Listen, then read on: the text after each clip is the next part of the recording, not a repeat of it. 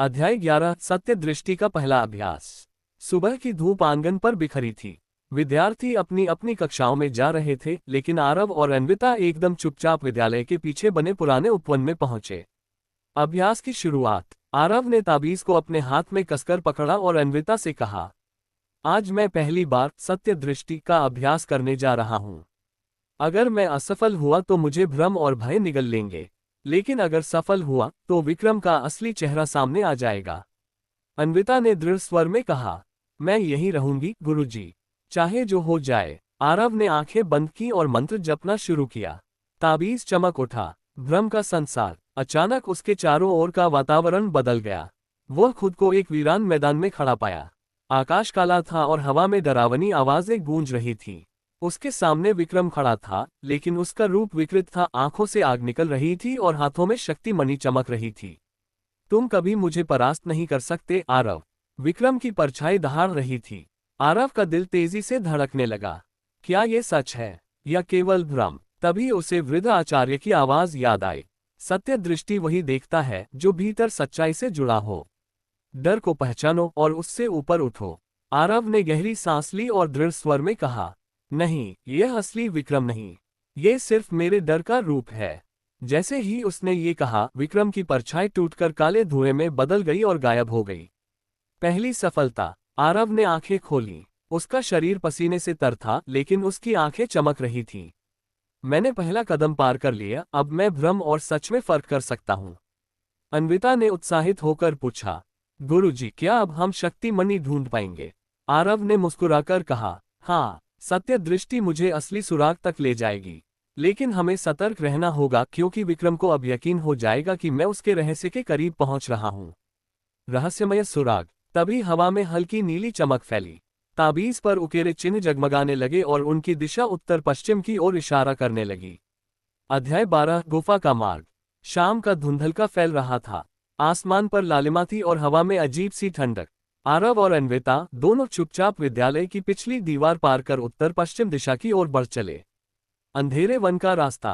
गुफा तक पहुंचने के लिए उन्हें घने वन से होकर जाना था।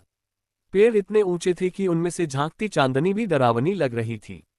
अन्विता धीरे से बोली, गुरुजी, ये रास्ता तो पहले कभी खुला ही नहीं था। यहाँ तो हमेशा कांटेदार झाड़ियां होती थीं। आरव ने ताबीज उठाकर देखा। चिन्ह हल्के हल्के चमक रहे थे। ये वही भ्रम है जो विक्रम ने डाला है। अब मुझे परखना होगा कि सच कहाँ है।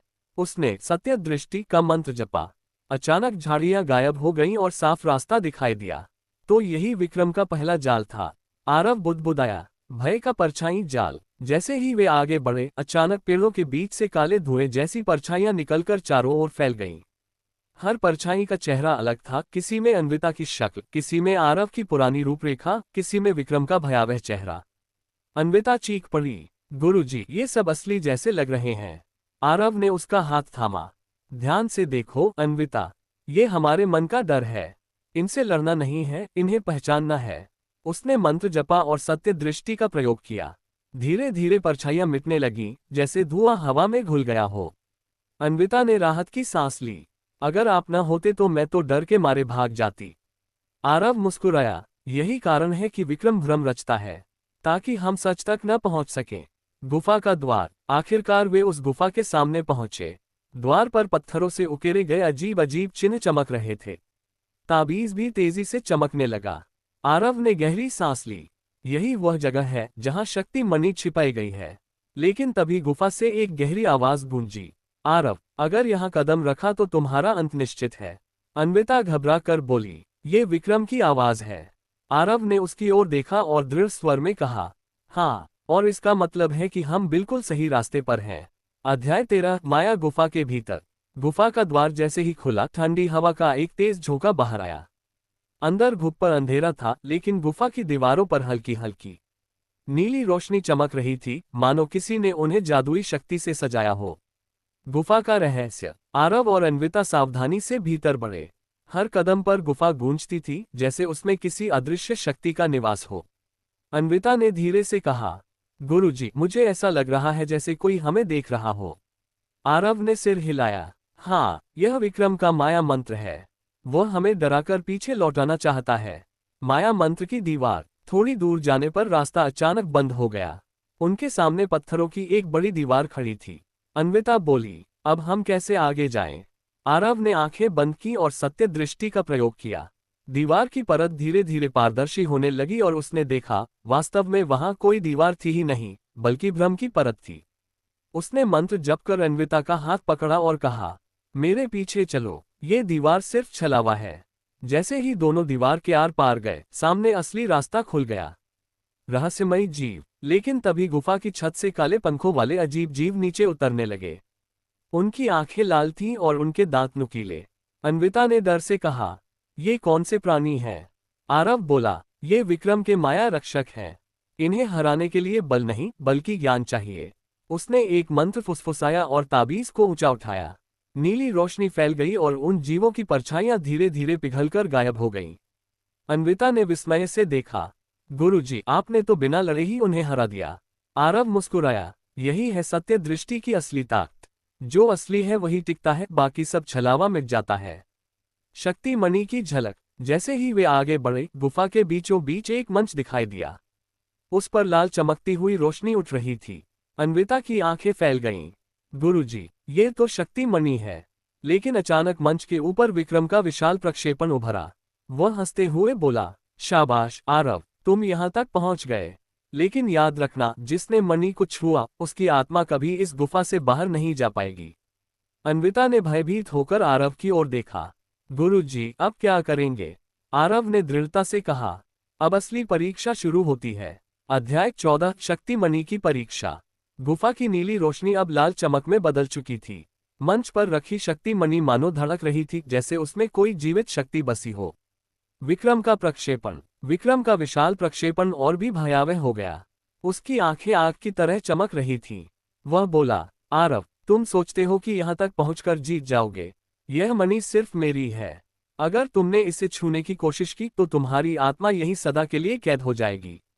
अन्विता ने कांपते स्वर में कहा, गुरुजी, ये तो सच भी हो सकता है। आरव ने शांत स्वर में उत्तर दिया, नहीं अन्विता, यह उसका अगला भ्रम है। अब मुझे परखना होगा कि असली शक्ति मणि कौन सी है। असंख्य मणियां। अचानक मंच पर दर्जनों लाल मणियां प्रकट हो गईं। हर मणि चमक रही थी, हर एक असली जैसी दिख रही थी। अन्विता घबरा गई। गुरुजी, अब हम कैसे पहचानेंगे? आरव ने आंखें बंद की और सत्य दृष्टि का प्रयोग किया। धीरे धीरे मणियों के चारों ओर धुएं सी परत छंटने लगी। कुछ मणियां काली पड़ गईं, कुछ टूटकर गायब हो गईं। केवल एक मणि शुद्ध लाल प्रकाश से चमक रही थी, जिसकी धड़कन स्थिर और शांत थी। आरव ने कहा, यही असली है। विक्रम का आक्रमण। लेकिन जैसे ही आरव आगे बढ़ा, विक्रम का प्रक्षेपण गरज उठा। नहीं, यह मणि मेरी है। उसके हाथ से काली ऊर्जा की लपटें निकली और सीधी आरव की ओर बढ़ी। अन्विता चिल्लाए, गुरुजी, सावधान। आरव ने तुरंत ताबीज उठाया और मंत्र जपा।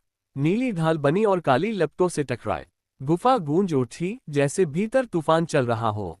पहली कोशिश। आरव ने धीरे धीरे हाथ बढ़ाकर मणि को छूना चाहा। लेकिन जैसे ही उसकी उंगलियां उसके करीब पहुंची, मणि से तेज लाल बिजली निकली और उसे पीछे धकेल दिया।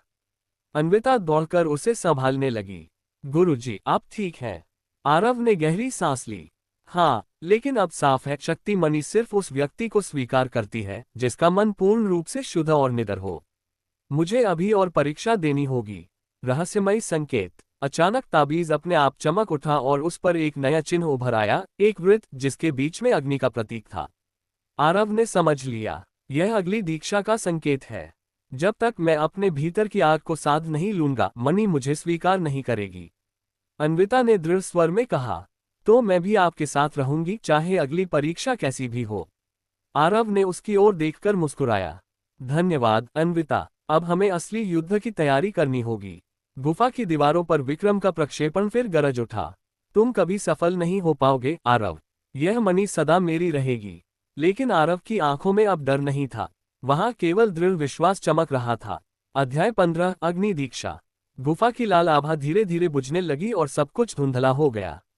आरव और अन्विता ने पाया कि वे अब किसी और ही स्थान पर खड़े हैं, एक विशाल अग्नि मंडल में। चारों ओर आग के स्तंभ उठ रहे थे और बीच में जली हुई जमीन पर अग्निवृत्त बना हुआ था। अग्नि स्वर। जैसे ही आरव वृत्त के भीतर कदम रखता है, अग्नि लहराकर आवाज करती है। जो भीतर की अग्नि को नहीं पहचानता, वह बाहरी शक्ति को साध नहीं सकता। आरव, अपने क्रोध और पीड़ा को सामने लाओ। अन्विता डरते डरते पीछे हट गई। गुरुजी, ये कैसी जगह है? आग खुद बोल रही है। आरव ने गहरी सांस ली। यह अग्नि दीक्षा का लोक है। यहाँ मुझे अपने अतीत से सामना करना होगा। पहला दर्शन, अपमान। अचानक लपटों के बीच दृश्य उभरा। स्कूल का आंगन, बच्चे हंस रहे हैं। वहां खड़ा है आरव का वही शरीर, सबसे कमजोर टीचर का। बाकी सब उसे बेइज्जती कर रहे हैं, नालायक, बेकार, फेल टीचर। आरव की मुट्ठियां कस गईं। चेहरा लाल हो गया। अन्विता ने कहा, ये तो आपके पुराने शरीर की यादें हैं। आग ने फुसफुसाया, क्या तुम अब भी उन शब्दों से जलते हो या उन्हें राख बना सकते हो? आरव ने आंखें बंद की। धीरे धीरे बोला, हाँ, मैंने अपमान सहा था, पर वही मेरी ताकत बना। अगर वे मुझे नीचा न दिखाते तो मैं आज यहां तक न पहुंचता। दृश्य राख में बदल गया।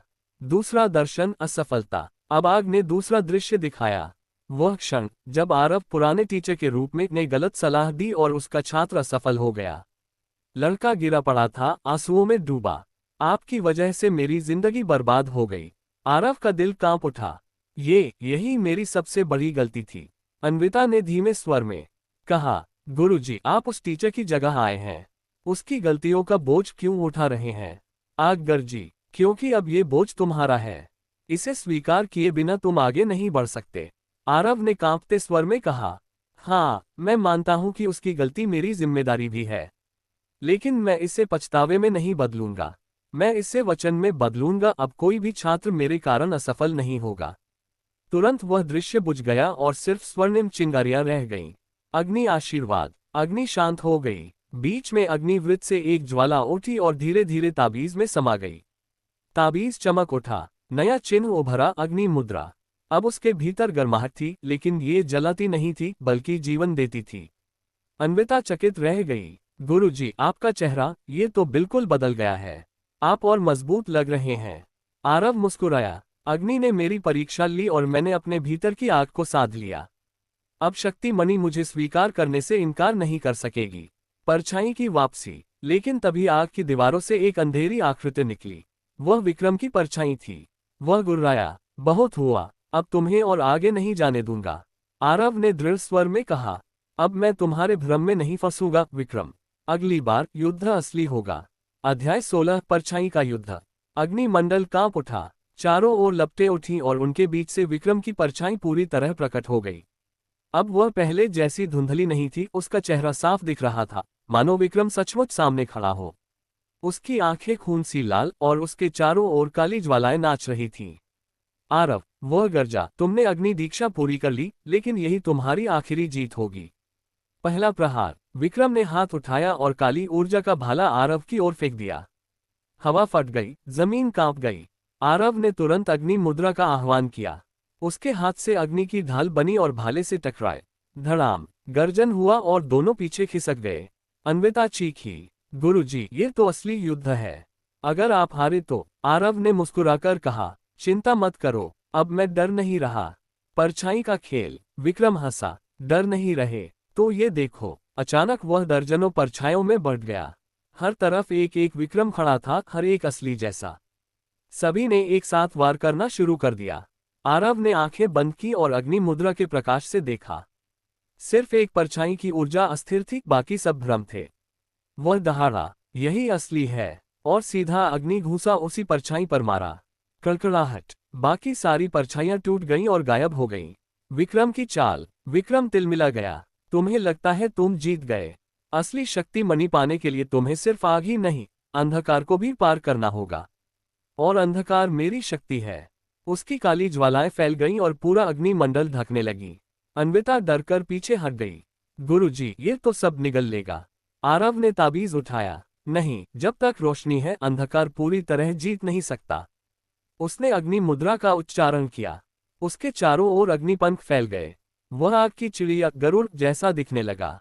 निर्णायक टकराव। आरव और विक्रम की परछाई ने एक साथ छलांग लगाए। एक ओर काला तूफान, दूसरी ओर जलता हुआ गरुड़। धड़ाम, टक्कर से पूरा अग्निमंडल हिल गया। कुछ पल तक सिर्फ रोशनी और अंधकार का टकराव दिखता रहा। फिर विक्रम की परछाई चीखते हुए पीछे धकेली गई और धुएं में बदलकर गायब हो गई। युद्ध का अंत। आरव थका हुआ जमीन पर गिर पड़ा। अन्विता दौड़कर उसके पास पहुंची। गुरुजी, आप जीत गए, आप सचमुच जीत गए। आरव ने धीरे से मुस्कुराकर कहा। ये तो बस शुरुआत है अन्विता। विक्रम की असली शक्ति अभी बाकी है। लेकिन अब मैं जानता हूं, मैं उसका सामना कर सकता हूं। ताबीज और भी चमक उठा। अब उस पर दो चिन्ह थे, सत्य दृष्टि और अग्नि मुद्रा। और दूर कहीं शक्ति मणि फिर से धड़कने लगी, जैसे आरव का इंतजार कर रही हो। अध्याय 17 जल परीक्षा की राह। अग्निमंडल धीरे धीरे विलीन हो गया। आरव और अन्विता ने खुद को फिर उसी गुफा में खड़ा पाया जहां शक्ति मणि धड़क रही थी। लेकिन अब उसका प्रकाश शांत था, मानो कह रहा हो, अगली परीक्षा की ओर बढ़ो। रहस्यमयी धारा। गुफा की दीवार पर अचानक एक दरार उभरी और उसमें से नीली रोशनी निकलने लगी। पानी की धारा धीरे धीरे बहकर एक सुरंग का रूप लेने लगी। अन्विता ने विस्मित होकर कहा, गुरुजी, ये तो पानी का रास्ता है।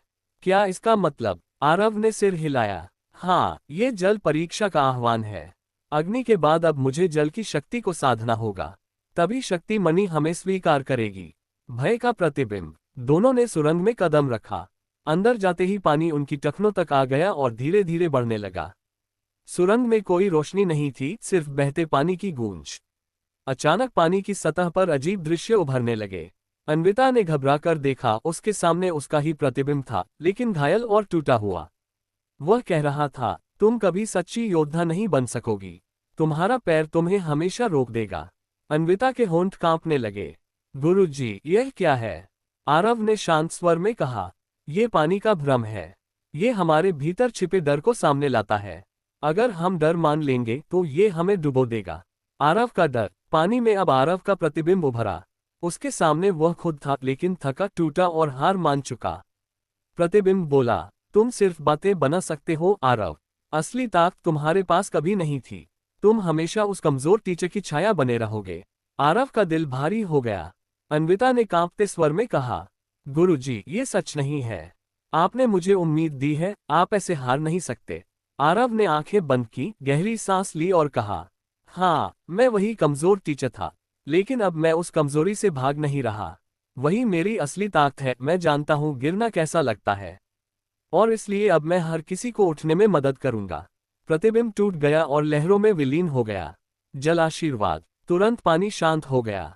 सुरंग के अंत में नीली क्रिस्टल सी रोशनी चमकी और एक जल कमल प्रकट हुआ। आरव ने ताबीज आगे बढ़ाया।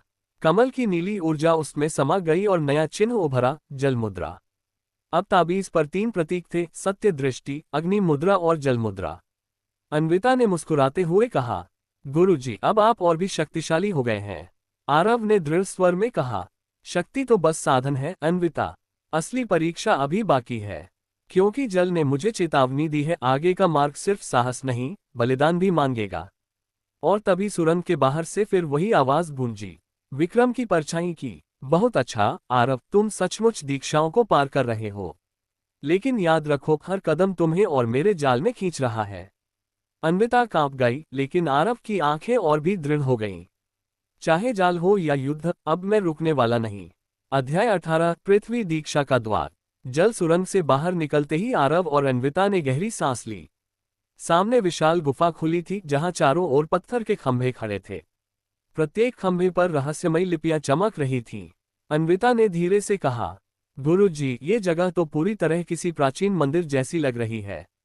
आरव ने ताबीज उठाकर देखा। उस पर अब पृथ्वी मुद्रा की हल्की झिलमिलाहट थी, मानो बुलावा दे रही हो। योजक चिन्ह, योजक चिन्ह, योजक चिन्ह। पत्थरों की परीक्षा। जैसे ही वे आगे बढ़े, जमीन अचानक कांपी। पत्थर के खंभे हिलने लगे और उनमें से मूर्तियां जीवित होकर सामने आ गईं। विशाल पत्थर रक्षक। उनकी आंखें अंगारों की तरह चमक रही थीं। एक गहरी गूंज सुनाई दी, पृथ्वी शक्ति पाने के लिए धैर्य और स्थिरता चाहिए। यदि मन विचलित हुआ तो पत्थर तुम्हें कुचल देंगे। अन्विता डर गई। ये तो हिल भी रहे हैं। इन्हें हराना असंभव है। आरव ने शांत स्वर में कहा, नहीं अन्विता, पृथ्वी की दीक्षा ताकत से नहीं, बल्कि धैर्य से मिलती है। हमें इनसे लड़ना नहीं है, इनके साथ संतुलन बैठाना है। योजक चिन्ह, योजक चिन्ह, योजक चिन्ह। धैर्य की कसौटी। पत्थर रक्षक धीरे धीरे उनकी ओर बढ़ने लगे। हर कदम के साथ जमीन हिल रही थी। आरव ने अन्विता का हाथ पकड़कर कहा, डरो मत, बस अपनी सांसों पर ध्यान दो, स्थिर रहो, धरती की तरह अडिग। उन्होंने आंखें बंद कर लीं। जैसे ही उनका मन स्थिर हुआ, पत्थर रक्षक रुक गए। उनकी आंखों का प्रकाश मंद पड़ गया और वे वहीं थम गए। अन्विता ने आश्चर्य से कहा, गुरुजी, ये तो शांत हो गए। आरव ने मुस्कुराकर कहा, हाँ, यही पृथ्वी का संदेश है। सच्ची शक्ति धैर्य और स्थिरता में है, न कि क्रोध और उतावलेपन में। योजक चिन्ह, योजक चिन्ह, योजक चिन्ह। पृथ्वी आशीर्वाद। गुफा के बीच जमीन फटी और वहां से एक हरा भरा वृक्ष उगाया। उसकी जड़ों से चमकती हुई मिट्टी निकली, मानो धरती का सार। आरव ने ताबीज आगे बढ़ाया। मिट्टी की ऊर्जा उसमें समा गई और नया प्रतीक उभरा, पृथ्वी मुद्रा। अब ताबीज पर 4 प्रतीक थे, सत्य दृष्टि, अग्नि मुद्रा, जल मुद्रा और पृथ्वी मुद्रा। अन्विता ने खुशी से कहा, गुरुजी, अब बस एक ही तत्व बचा है, आकाश। लेकिन तभी गुफा के भीतर गहरी हंसी गूंजी। वह विक्रम की थी। बहुत अच्छा आरव, तुम सचमुच दीक्षा के करीब पहुंच रहे हो। लेकिन याद रखो, आकाश का द्वार सिर्फ शक्ति नहीं, बलिदान मांगता है। क्या तुम किसी अपने को खोने के लिए तैयार हो? आरव की मुट्ठियां कस गईं। चाहे बलिदान कितना भी बड़ा हो, मैं पीछे नहीं हटूंगा। अन्विता ने उनकी ओर देखा, उसकी आंखों में डर था, लेकिन विश्वास भी। अध्याय 19, आकाश दीक्षा का आह्वान। पृथ्वी दीक्षा पूर्ण होते ही गुफा की दीवारें स्वयं खुलने लगीं। सामने एक सीढ़ीदार मार्ग दिखाई दिया, जो ऊपर की ओर अनंत अंधकार में जा रहा था। सीढ़ियां पारदर्शी थीं, मानो कांच से बनी हो, और उनके नीचे अथाह शून्य फैला था। अन्विता ने कांपते स्वर में कहा, गुरुजी, अगर पैर फिसला तो हम सीधा गहराई में गिर जाएंगे। आरव ने ताबीज कसकर पकड़ लिया। यही आकाश की परीक्षा है अन्विता। डर को पार करना और असीम शून्य पर भरोसा करना। योजक चिन्ह, योजक चिन्ह, योजक चिन्ह। शून्य का रास्ता। दोनों धीरे धीरे सीढ़ियां चढ़ने लगे। हर कदम के साथ नीचे का अंधकार और गहरा होता गया, और हवा में अजीब सी गूंज सुनाई देने लगी। अचानक चारों ओर उनके परिचित लोगों की आवाजें गूंजने लगीं। आरव, तुम हमें छोड़कर क्यों जा रहे हो? तुम्हारे कारण हम सब संकट में हैं। अगर तुम हार गए तो सब नष्ट हो जाएगा। अन्विता ने कान ढक लिए। ये तो मेरे गांव वालों की आवाजें हैं। वे मुझे दोष दे रहे हैं। आरव ने गंभीर स्वर में कहा, ये आकाश का भ्रम है। ये हमारे दिल में छिपे अपराध बोध और भय को आवाज देता है। अगर हमने इसे सच मान लिया तो हम गिर जाएंगे। योजक चिन्ह, योजक चिन्ह, योजक चिन्ह। बलिदान का क्षण। सीढ़ियों के अंत में एक विशाल मंच था। मंच के बीच एक चमकता हुआ गोला तैर रहा था, आकाश का सार। लेकिन उसके सामने एक छाया खड़ी थी, विक्रम की परछाई। वह हंसते हुए बोला, आकाश की शक्ति पाना चाहते हो आरव? तो तुम्हें बलिदान करना होगा। या तो तुम ताबीज छोड़ो, या फिर अन्विता। अन्विता का चेहरा पीला पड़ गया। गुरुजी, इसका मतलब? आरव की आंखों में आग जल उठी। तुम्हें कुछ नहीं होगा अन्विता। अगर बलिदान देना ही है तो मैं खुद को दूंगा। उसने कदम आगे बढ़ाए और कहा, आकाश, अगर किसी की कीमत चाहिए तो मेरी ले लो, लेकिन मेरी शिष्या को मत छुओ। योजक चिन्ह, योजक चिन्ह, योजक चिन्ह। आकाश आशीर्वाद। अचानक मंच पर तेज प्रकाश फूटा। परछाई 1000 टुकड़ों में टूटकर गायब हो गई। गोला ताबीज की ओर बढ़ा और उसमें समा गया। अब ताबीज पर 5वां प्रतीक चमक रहा था, आकाश मुद्रा। ताबीज पूरी तरह सक्रिय हो चुका था। उससे निकलने वाली रोशनी मानो पूरे आर्यलोक को छू रही थी। अन्विता की आंखों में आंसू थे। गुरुजी, आपने सचमुच बलिदान दिया। आपने खुद को खतरे में डालकर मुझे बचाया। आरव ने मुस्कुराकर कहा, यही तो सच्ची दीक्षा है अन्विता। शक्ति का मतलब किसी को कुचलना नहीं, बल्कि किसी और के लिए खड़ा होना है। लेकिन तभी आकाश कांप उठा। आवाज आए, आरव, दीक्षा पूरी हो चुकी है, लेकिन अब अंतिम युद्ध तुम्हारा इंतजार कर रहा है। विक्रम केवल परछाई नहीं, वह असली स्वरूप में आ रहा है। आरव ने ताबीज को सीने से लगाया और दृढ़ स्वर में कहा, तो ठीक है, अब असली युद्ध की घड़ी आ गई है। अध्याय 20, विक्रम का प्रकट रूप। आकाश दीक्षा पूरी होते ही पूरा शून्य हिलने लगा। ताबीज से निकलती 5 मुद्राओं की रोशनी चारों दिशाओं में फैल गई। लेकिन उस रोशनी को अचानक एक काली लहर ने ढक लिया। हवा भारी हो गई। अन्विता कांपते हुए बोली, गुरुजी, ये कैसा अंधकार है? आरव ने ताबीज को कसकर थामा। यही असली युद्ध का संकेत है अन्विता। विक्रम आ रहा है। योजक चिन्ह, योजक चिन्ह, योजक चिन्ह। अंधकार का द्वार। सामने का शून्य फट गया। वहां से एक काले तूफान की तरह ऊर्जा निकली और उसका आकार लेने लगी। धीरे धीरे एक विशाल आकृति प्रकट हुई। लोहे जैसी कठोर देह, आंखों में लाल अग्नि और उसके पीछे फैले काले पंख। ये था असली विक्रम। उसकी हंसी गूंजी। आखिरकार तुमने पांचों मुद्राएं हासिल कर ली आरव। लेकिन क्या तुम जानते हो कि यह सब मेरे खेल का हिस्सा था? मैं चाहता था कि तुम शक्तिशाली बनो ताकि तुम्हें तोड़ने में और मजा आए। अन्विता चिल्लाए, झूठ। गुरुजी की ताकत आपने नहीं दी, यह उनका साहस और बलिदान है। योजक चिन्ह, योजक चिन्ह, योजक चिन्ह। शक्ति का टकराव। विक्रम ने हाथ उठाया और अंधकार का भाला फेंका। आरव ने तुरंत ताबीज उठाकर अग्नि मुद्रा सक्रिय की। भाला जलती लपटों से टकराया और विस्फोट हुआ। गर्जना के बीच आरव ने जल मुद्रा का प्रयोग किया। नीली तरंगों ने अंधकार की लहर को पीछे धकेला। फिर उसने पृथ्वी मुद्रा से जमीन पर कवच बनाया जिससे वे दोनों सुरक्षित रहे। अन्विता ने आश्चर्य से कहा, गुरुजी, पांचों शक्तियां मिलकर तो आपको अजेय बना रही हैं। आरव ने गंभीर स्वर में उत्तर दिया, नहीं अन्विता, ये शक्तियां केवल साधन हैं। असली ताकत हमारे विश्वास और एकता में है। योजक चिन्ह, योजक चिन्ह, योजक चिन्ह। विक्रम की चेतावनी। विक्रम ने अपनी विशाल तलवार उठाई और गर्जना की, तुम सोचते हो मुझे रोक सकते हो? मैं सिर्फ एक मनुष्य नहीं हूं, मैं उस अंधकार का अवतार हूं जिसे कोई नष्ट नहीं कर सकता। अगर मुझे हराना है तो तुम्हें अपने भीतर की रोशनी जलानी होगी। लेकिन याद रखो, रोशनी जितनी तेज होगी उसकी कीमत उतनी भारी होगी। आरव ने तलवार की चमक को देखा और गहरी सांस ली। तो आओ विक्रम, आज रोशनी और अंधकार का अंतिम युद्ध होगा। अन्विता ने उनकी ओर देखा, उसकी आंखों में डर था लेकिन साथ ही अपार विश्वास भी। अध्याय 21, अंतिम युद्ध। आकाश कांप रहा था। ताबीज से निकलती पांचों मुद्राओं की रोशनी विक्रम के अंधकार से टकरा रही थी। शून्य में केवल दो शक्ति केंद्र दिखाई दे रहे थे, एक में आरव, दूसरे में विक्रम। अन्विता ने घबराते हुए कहा, गुरुजी, ये तो अब आखिरी क्षण है। संभल कर। आरव ने ताबीज कसकर थामा। हाँ अन्विता, अब डर से कुछ नहीं होगा। अब हमें केवल अपने भीतर की शक्ति पर भरोसा करना है। योजक चिन्ह, योजक चिन्ह, योजक चिन्ह। विक्रम का आक्रमण। विक्रम ने हवा को फाड़ते हुए तलवार से हमला किया। अंधकार की लहरें आरव की ओर बढ़ीं, लेकिन ताबीज की पांचों मुद्राएं एक साथ चमकीं। अग्नि मुद्रा ने लाल ज्वालाएं छोड़ी। जल मुद्रा ने नीली लहरें बनाई। पृथ्वी मुद्रा ने ठोस कवच बनाया। आकाश मुद्रा ने हवा में गति और स्थिरता दी। और सत्य दृष्टि ने विक्रम के भ्रम को बेअसर कर दिया। आरव ने देखा कि विक्रम की शक्ति तेज है लेकिन स्थिर नहीं। यही मौका है, उसने सोचा। योजक चिन्ह, योजक चिन्ह, योजक चिन्ह। आरव का भीतर का प्रकाश। आरव ने आंखें बंद की और अपने भीतर की सारी आग, जल, स्थिरता और आकाश की ऊर्जा को एक बिंदु में संकुचित किया। ताबीज ने उसी क्षण तेज रोशनी छोड़ी और वह रोशनी विक्रम की ओर बढ़ी। विक्रम चीखा, क्या यह संभव नहीं? रोशनी ने उसकी तलवार और अंधकार की परत को चीर दिया। विक्रम पीछे धकेला गया और गिरकर धुएं में समा गया। योजक चिन्ह, योजक चिन्ह, योजक चिन्ह। विजय और शांति। शून्य में फिर रोशनी फैल गई। अंधकार पूरी तरह गायब हो गया। ताबीज अब स्थिर रूप से चमक रहा था, सभी पांचों मुद्राएं संतुलित और शक्तिशाली। अन्विता दौड़कर आरव के पास आए। गुरुजी, आपने सच में जीत हासिल कर ली। आरव ने मुस्कुराते हुए कहा, हाँ अन्विता, लेकिन याद रखो, सच्ची शक्ति दूसरों पर शासन करने में नहीं बल्कि अपने डर और कमजोरियों पर विजय पाने में है। शक्ति मणि ने धीरे धीरे हल्की धड़कन दी। अब यह साफ हो गया कि आरव वास्तव में उसे अपनाने के योग्य था। योजक चिन्ह, योजक चिन्ह, योजक चिन्ह।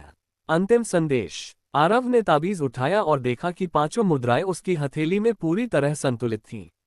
ये केवल मेरा नहीं है, उसने कहा। ये हमारी एकता, साहस और बलिदान की शक्ति है। जो इसे समझेगा वही सच्चा योद्धा है। अन्विता ने गर्व से कहा, गुरुजी, आप असली हीरो हैं। आरव ने हंसते हुए उत्तर दिया, हीरो तो वह है जो डरने के बाद भी आगे बढ़ता है। और अब हमारी असली यात्रा शुरू होती है, सभी के लिए नए अध्याय में। शक्ति मणि पूरी तरह स्थिर हो गई और आकाश में सूरज की किरणें फैल गईं, जैसे कह रही हो, सत्य, साहस और एकता की जीत हमेशा रहती है। अध्याय 22, नए अध्याय की शुरुआत। अंतिम युद्ध के बाद आकाश साफ और शांत हो गया। शक्ति मणि अब पूरी तरह स्थिर थी और ताबीज की पांचों मुद्राएं आरव के हाथ में चमक रही थीं। अन्विता ने मुस्कुराते हुए कहा, गुरुजी, अब हमारी असली चुनौती क्या होगी? आरव ने नजरों में दृढ़ता और चेहरे पर हल्की मुस्कान के साथ कहा, असली चुनौती तो अब शुरू होती है अन्विता। शक्ति केवल लड़ाई में काम नहीं आती। असली परीक्षा है उस ज्ञान और अनुभव को बांटना जिसे हमने सीखा। हमारा स्कूल, हमारे छात्र और हमारा समाज, यही हमारी असली जंग है। योजक चिन्ह, योजक चिन्ह, योजक चिन्ह। स्कूल में वापसी। आरव और अन्विता वापस अपने स्कूल पहुंचे। अब आरव केवल एक शिक्षक नहीं था, वह छात्रों के लिए प्रेरणा और मार्गदर्शक बन चुका था। ताबीज की शक्ति के साथ वह हर छात्र की क्षमता को पहचान सकता था और उसे सही दिशा दे सकता था। छात्रों ने आरव को देखकर दंग रह गए। क्या ये वही टीचर हैं जिन्हें हम पहले चोर और बेवजह समझते थे? अब वह वही था, पर उसकी आंखों में आत्मविश्वास, धैर्य और करुणा की चमक थी। योजक चिन्ह, योजक चिन्ह, योजक चिन्ह। नए नियम। आरव ने घोषणा की, इस साल हम कुछ नया करेंगे। प्रत्येक छात्र को उसकी ताकत और रुचि के अनुसार मार्गदर्शन मिलेगा। जो कमजोर हैं उन्हें सहारा मिलेगा, जो प्रतिभाशाली हैं उन्हें तराशा जाएगा। लेकिन सबसे महत्वपूर्ण, हम सब एक दूसरे से सीखेंगे और एक दूसरे का सम्मान करेंगे। अन्विता भी अब उसकी सहायक बन गई। वह बच्चों को प्रशिक्षित कर रही थी और आरव के सिद्धांतों को लागू करने में मदद कर रही थी। योजक चिन्ह, योजक चिन्ह, योजक चिन्ह। प्रेरणा का फल। कुछ महीनों में ही स्कूल में बदलाव दिखने लगा। छात्र पहले की तुलना में अधिक मेहनती, रचनात्मक और आत्मनिर्भर बन गए। रोज की कक्षा केवल पढ़ाई नहीं, बल्कि साहस, धैर्य और एकता की शिक्षा बन गई। आरव ने खिड़की से बाहर देखते हुए कहा, देखो अन्विता, यही असली ताकत है। केवल लड़ाई या शक्तियां नहीं, बल्कि दूसरों को मजबूत बनाना, उन्हें प्रेरित करना और खुद भी निरंतर सीखते रहना। अन्विता ने सिर हिलाया। गुरुजी, आप सच में हीरो हैं। लेकिन अब मैं समझ गई हूँ, सच्चा हीरो वही है जो अपने डर को पार करके दूसरों के लिए खड़ा हो। आरव मुस्कुराया, और यही हमारी नई यात्रा का आरंभ है। अब हमारे स्कूल और छात्रों की दुनिया में हर दिन एक नया अध्याय लिखा जाएगा।